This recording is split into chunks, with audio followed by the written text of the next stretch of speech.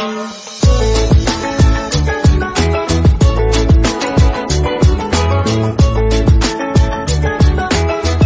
The lord. ప్రభు అయిన యేసుక్రీస్తు వారు ఈరోజు మనకు అందిస్తున్నటువంటి వాగ్దానం నెహెమ్యా 8వ అధ్యాయం 10వ వచనం.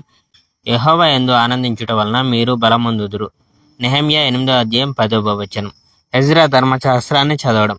ఆ విధంగా ఇశ్రాయేలీయులందరూ ఆ ఏడాది 7వ నెలలో సమావేశమయ్యారు. వాళ్ళందరూ నీటి గుమ్మం ముందర మైదానంలో ఏకమనస్కులై ఒకే మనిషి అన్నట్లు గుమికూడారు.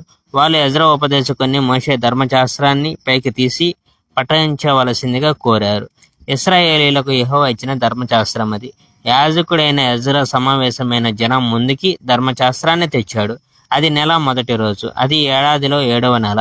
ఆ సమావేశంలో స్త్రీలు పురుషులు విని అర్థం చేసుకోగల వయస్సులో ఉన్నారు. ఎజ్రా ఉదయం నుంచి మిట్ట మధ్యాహ్నం వరకు ధర్మశాస్త్రాన్ని చదివాడు. నీటి గుమ్మం ఎదుట ఉన్న మైదానానికి ఎదురుగా నిలబడి ఎజ్రా స్త్రీలని పురుషుల్ని విని అర్థం చేసుకోగల వాళ్ళందరినీ ఉద్దేశించి చదివాడు. జనం అందరూ ధర్మశాస్త్ర గ్రంథం పట్ల భక్తి శ్రద్ధలతో విన్నారు. ఎజ్రా ఈ ప్రత్యేక సందర్భం కోసం నిర్మింపబడిన ఎత్తైన కొయ్య వేదిక మీద నిలబడ్డాడు. ఎజ్రా కుడి పక్కన మత్తిత్యా, షమా, అనాయా, ఊరియా, హిల్కియా, మయాషయాలు ఉన్నారు. ఎజ్రా ఎడమ పక్కన పెదాయా, మిషాయేలు, మల్కియా, హోషూము, హస్బద్దానా, జకరియా, మెషల్లాములు ఉన్నారు. అప్పుడు ఎజ్రా గ్రంథం విప్పాడు. ఎజ్రా ఎత్తైన వేదిక మీద నిలబడి ఉన్నందున జనులందరూ అతన్ని చూడగలుగుతున్నారు.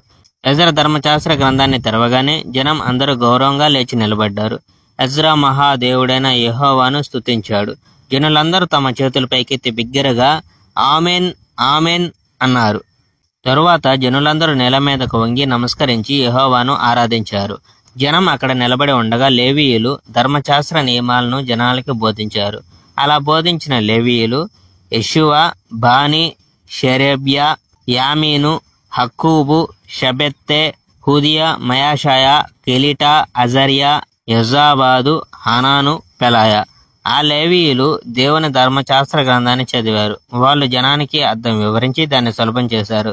చదివిన దాన్ని జనం తేలిగ్గా అర్థం చేసుకోగలిగేందుకు గాను వాళ్ళు తాత్పర్యాలను వివరించి చెప్పారు. తర్వాత పాలనాధికారి నెహెమ్యా, యాజకుడగు ఉపదేశకుడైన ఎజ్రా, జనానికి బోధిస్తున్న లేవీయులు మాట్లాడారు. వాళ్ళు, ఈరోజు మీ దేవుడని యెహోవాకు ప్రత్యేక దినం. మీరు విచారంగా ఉండకండి, ఏడవకండి అని చెప్పాడు. ధర్మశాస్త్రంలోని సందేశాలను వింటూ జనం అందరూ రోదన ఆరంభించిన మూలంగా వాళ్ళు ఈ మాటలు చెప్పారు. Praise the Lord. May God bless our India.